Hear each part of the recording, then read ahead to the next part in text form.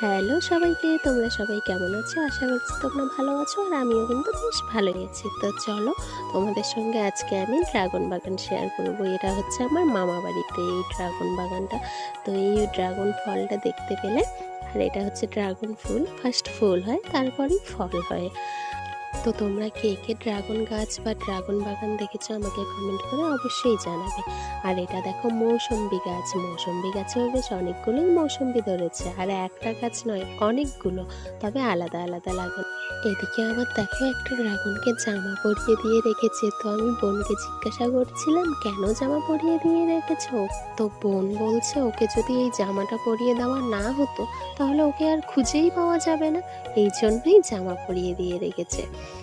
এদিকে দেখো চারা গাছ, এগুলো হচ্ছে ড্রাগনের হাত পাগুলোকেই কেটে কেটে আবার মাটিতে বসিয়ে নাকি চারা গাছ তৈরি করা হয়। আর এদিকে দেখো এটা হচ্ছে চন্দ্র